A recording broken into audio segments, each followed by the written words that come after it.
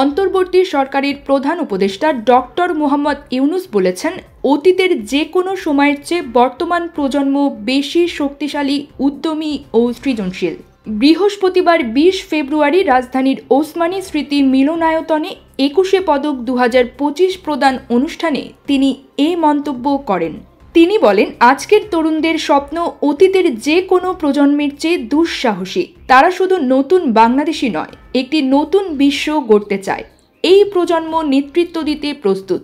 তিনি জোর দিয়ে বলেন, তরুণরা একটি আত্মবিনাশী সভ্যতার বন্ধন ছিন্ন করে সম্পদের সমান অধিকার, স্বপ্ন পূরণের সুযোগ এবং পরিবেশ বান্ধব জীবন ব্যবস্থা নিশ্চিত করতে চায়।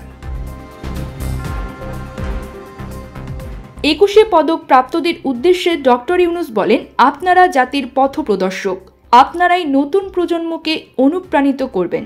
তিনি ২০২৪ সালের ৫ আগস্টের ছাত্র শ্রমিক জনতার অভ্যুত্থানকে নতুন বাংলাদেশের সূচনা হিসেবে উল্লেখ করেন এবং ভাষা আন্দোলন, মুক্তিযুদ্ধ সহ ঐতিহাসিক সংগ্রামের শহীদদের শ্রদ্ধা জানান।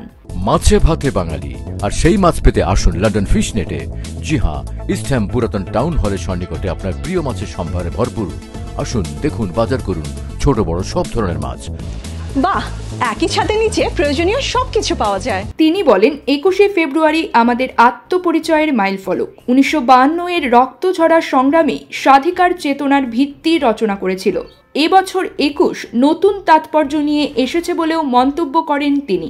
অনুষ্ঠানে ২১শে পদক প্রাপ্ত ব্যক্তিত্বদের জাতির পক্ষ থেকে অভিনন্দন জানিয়ে প্রধান উপদেষ্টা বলেন, তাদের অবদান দেশকে বৈশ্বিক অঙ্গনে এগিয়ে নেবে।